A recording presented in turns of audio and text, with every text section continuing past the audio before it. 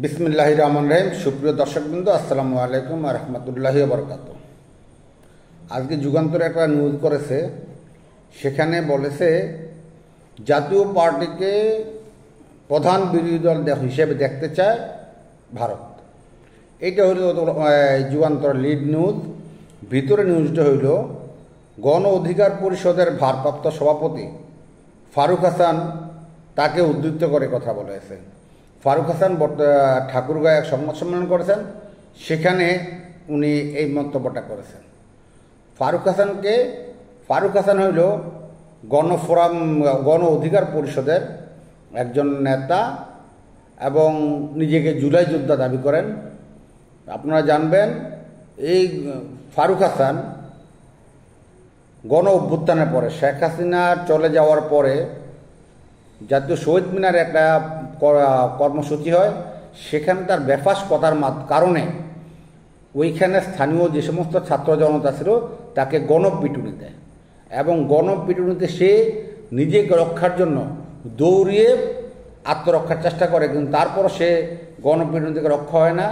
পরে অন্যান্য লোকজন এসে তাকে, এই ছাত্র যারা ওইখানে উপস্থিত এবং ছাত্র জনতা যারা ছিল তারা তাকে রক্ষা করে। তো আসলে মানুষ যে, এই একটা কথা আছে আমাদের গ্রামের দেশে, মুখের দোষে চেঁচা খায়। এটা সাধারণত আমাদের দেশে এই প্রবাদ আকারে বলল, আসলে এই কথাটাই সত্য, মুখের দোষে চেঁচা খায়।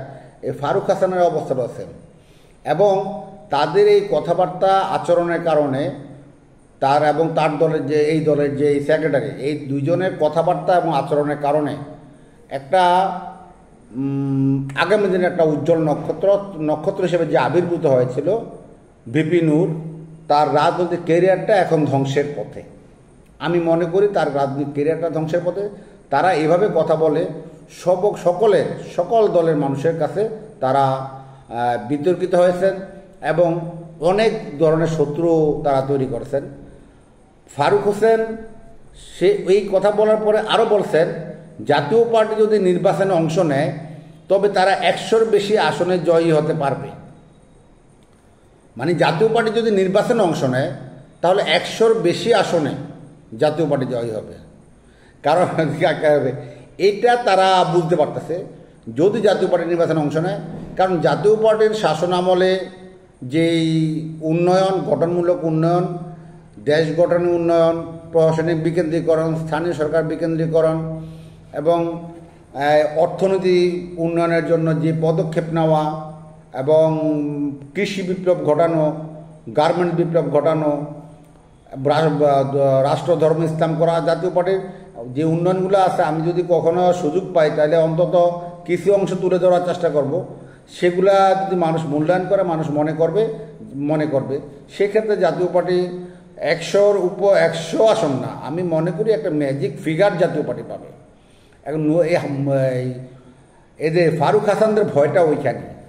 ফারুক হাসানরা মনে করে যদি জাতীয় পার্টি নির্বাচনে আসতে পারে এবং তাদের যে গুরু জামাত তারা সব মনে করে জাতীয় পার্টি নির্বাচনে আসলে তারা যে আগামী সংসদে যাওয়া, তারা যে ক্ষমতার ভাগবাটোয়ারা নেওয়া, ভাগবাটোয়ারা খাওয়া, যে হালুয়া রুটির স্বাদ ওরা পেয়ে গেছে, সে স্বাদটা ওনারা ধরে রাখতে পারবে না। তো সেই ক্ষেত্রে গণতন্ত্র কী এবং বৈষম্য কী, যে বৈষম্য বিরোধী আন্দোলন হয়েছে সেই বৈষম্যটা এখন প্রকট আকার ধারণ করেছে। বৈষম্য বিরোধী আন্দোলনের মূল সূত্রপাতটা হলো কোটা বিরোধী আন্দোলন। যে কোটা বিরোধী আন্দোলনটা একটা বৈষম্য। জাতীয় পার্টির মাননীয় চেয়ারম্যান জননেতা জনবন্ধু গোলাম মোহাম্মদ কাদের এমপি, সাবেক বিরোধী নেতা, উনি সংসদে দাঁড়িয়ে এই কোটা বিরোধী আন্দোলনকে বলছিলেন এটা একটা বৈষম্য বিরোধী ব্যবস্থা। কোটা ব্যবস্থাটা একটা বৈষম্য বিরোধী ব্যবস্থা।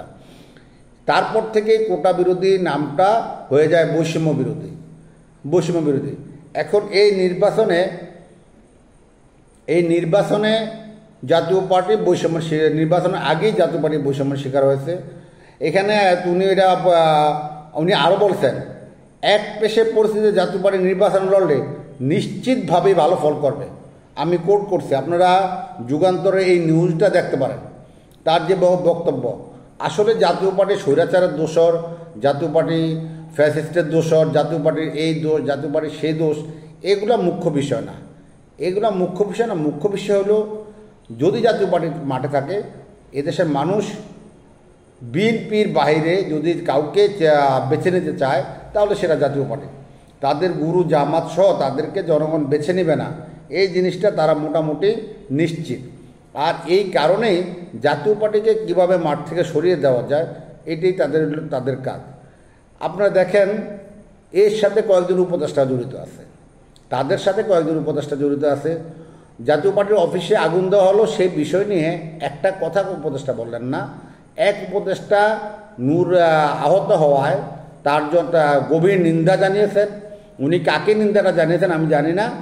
আমাদের আসিফ নজরুল সাহেব উনি কাকে নিন্দাটা জানিয়েছেন সেটা আমি জানি না, কারণ নূর আহত হয়েছে আইনশৃঙ্খলা বাহিনীর হাতে, এবং আইনশৃঙ্খলা বাহিনী পরিস্থিতি নিয়ন্ত্রণ করার জন্য বাধ্য হয়ে অ্যাকশনে গেছে। এখন উনি নিন্দাটা কাকে করলেন? আমার তো মনে হয় ওনার এই বক্তব্যের কারণে ওনার এই দায়িত্ব থেকে পদত্যাগ করা উচিত ছিল, যেহেতু এটা ওনাদের ব্যর্থতা, এটা ওনাদের ব্যর্থতা। ওনাদের প্রশাসনেই এই পরিস্থিতি নিয়ন্ত্রণ করতে গিয়ে এই ঘটনা ঘটেছে। যদি এখন ওই দায়টা তো আমার মনে হয় সরকারের একটা অংশ হিসাবে আসিফ নজরুল সাহেবকে নেওয়া উচিত। আরেকজন একই নামে আসিফ মাহমুদ ছাত্র প্রতিনিধি হিসাবে উনি এখানে এসেছেন। সে বলছেন জাতীয় পার্টির অফিসে যে হামলাটা হয়েছে, যে মারামারিটা হয়েছে, সেটাকে মব বলা যাবে না, এটাকে মব বলা যাবে না।